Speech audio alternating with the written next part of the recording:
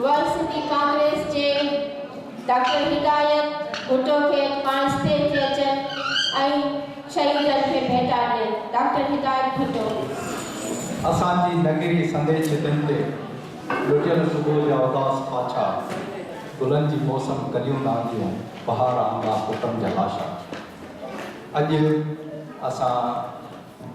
सभु दोस्त हिते गॾिजा आहियूं एकता डे मल्हाइण लाइ, ॿधी जो ॾींहुं मल्हाइण लाइ। ऐं साॻिए वक़्तु असां उन्हनि शहीदनि खे जिन पंहिंजे धरती ते पंहिंजो रत ॾिनो, धरती जे इश्क जे ॾोह में उन्हनि पंहिंजी जान ॾिनी, उन्हनि शहीदनि खे ख़राज तहसीन पेश कयूं था। ऐं सम्झां थो त असां सभु सिंधी जेके असां सिंधी आहियूं, अॼु सिंधी टोपी ऐं अजरक पंहिंजनि कुलनि ते ऐं पंहिंजनि मथनि ते पाए वेठा आहियूं। असां दुश्मन जी अखियुनि में कंडो थी चुभूं था ऐं असांजो ही ॾोह आहे त असां सिंधी छो आहियूं। छाकाणि त जेके अॼु असांखे शहीद मिलनि था उहे कंहिं हिकिड़ी पार्टी, हिकिड़ी तंज़ीम, हिकिड़े ग्रुप या हिकिड़े टोले सां न आहिनि, पर सिंधी आहिनि ऐं सिंध सां सचो इश्क कनि था।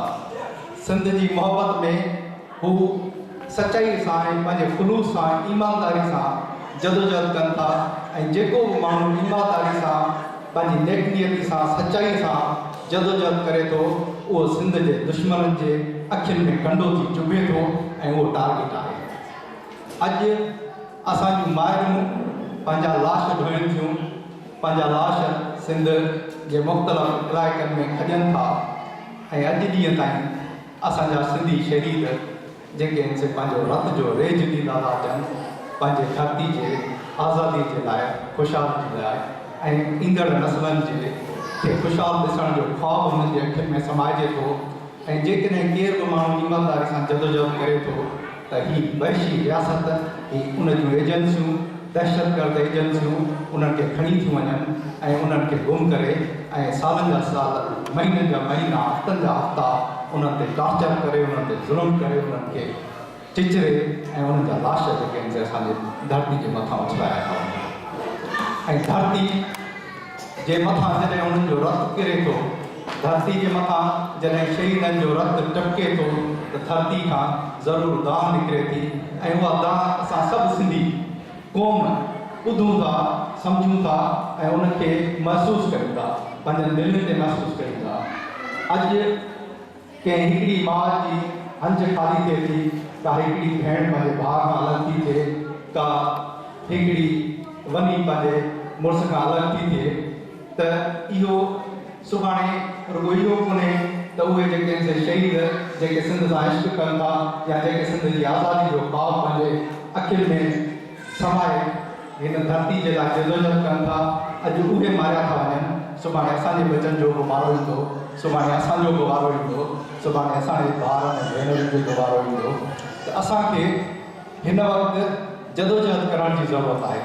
मुड़सी ऐं हिमत करण जी ज़रूरत आहे, बजाए हिनजे जो ईसाई जी वेल्यूं असांखे दुश्मन हिसाइणु चाहे थो, असांखे ही जेके चिचिरे लाश ॾिए थो या असांजा भाइरनि खे जेके साड़ियो वञे थो, कुठो वञे थो ऐं उहो इन लाइ थो कुठो वञे त जीअं सिंधी क़ौम पंहिंजे वजूद खां इनकार करे, पंहिंजे हक़नि खां दस्तबरदार थिए, पंहिंजे आज़ादी जे हक़ खां दस्तबरदार थिए। पर हिन वक़्तु असांजे लाइ ॿधी जो वक़्तु आहे, असांखे ॿधी करणु खपे, असांखे पाण में इतिहाद करणु खपे। अॼु कंहिं हिकिड़ी माउ जी हंज ख़ाली थी आहे, सुभाणे असांजो वारो अची सघे थो, उन लाइ असांखे अॼु ई अॼु जदोजहद करणु खपे। जीअं कंहिं चयो हो हिटलर जी नाज़ी फ़ौज लाइ त हू नाज़ी फ़ौजी सोशलिस्टनि जे पुठियां आया त आउं ख़ामोश रहियुसि, छाकाणि त आउं सोशलिस्ट न हुउसि। हू जॾहिं यूनियनिस्ट जे पुठियां आया आउं ख़ामोश ऐं चुप रहियुसि, छाकाणि त आउं यूनियनिस्ट न हुउसि। हू जॾहिं ज्यूस जे पुठियां आया त आउं ख़ामोश ऐं चुप रहियुसि ऐं का बि जदोजहद न कयमि, छाकाणि त आउं ज्यूस न हुउसि। पर जॾहिं हू मुंहिंजे पुठियां आया त केर बि आवाज़ उथारण लाइ तयारु कोन हो, छाकाणि त सभु जा सभु मारिजी चुका हुआ। त उन खां अवल जो सभु गैरतमंद ऐं बाज़ ज़मीन सिंधी मारिजी वञनि असांखे हिकु थियणु खपे असांखे जदोजहद करणु खपे असांखे मुड़सी ऐं बहादुरी सां हिननि जो मुक़ाबिलो करणु खपे ऐं हिननि जे अॻियां असांखे हीस ॾियण जी ज़रूरत कान्हे का असांखे मुड़ुस थी मुक़ाबिलो करणु खपे त पोइ जेके ही माण्हू पोइ ते हटी सघनि था असांजी ॿधी में उहा ताक़त आहे जॾहिं बि का ग़ुलाम क़ौम मज़लूम क़ौम महकूम क़ौम पाण में ॿधी ऐं इताद कंदी आहे त दुश्मन हीसजी वेंदो आहे दुश्मन विफलंदो आहे अॼु ही जेके असां एकता जा ॾींहं मल्हायूं था ॿधी जा ॾींहं मल्हायूं था हिकिड़ो सबबु हाणे रिसेंट किलिंग जो इहो थी सघे थो त हू शायदि इन खां बि ख़ौफ़ज़दा हुजनि त सिंधी माण्हू जेके ॿधी जो मुज़ाहिरो न कनि एकता जो ॾींहुं न मल्हाइनि ॿधी जो ॾींहुं न मल्हाइनि चोपी ऐं अजरक जो ॾींहुं न मल्हाइनि त जीअं हुननि खे असां लाश ॾियूं त हीअ पंहिंजा प्रोग्राम कैंसिल कनि जीअं हिन ई साल आज़ादी मार्च जे लाइ हुननि शहीद मक़सूद कुरैशी ऐं सलमान गंजो खे मारियो वियो उन लाइ त जीअं हीअ आज़ादी जो ऐलान या आज़ादी मार्च न कनि पर सिंधी क़ौम ॿधी जो मुज़ाहिरो करे हज़ारनि लखनि ऐं मिलियंस जे तइदाद में गॾु थी इहो साबित कयो ऐं इहो दुश्मन जूं साज़िशूं नाकाम बणाए छॾियूं ऐं दुनिया ॾिठो त सिंधी क़ौम गॾु आहे सिंधी क़ौम गॾिजी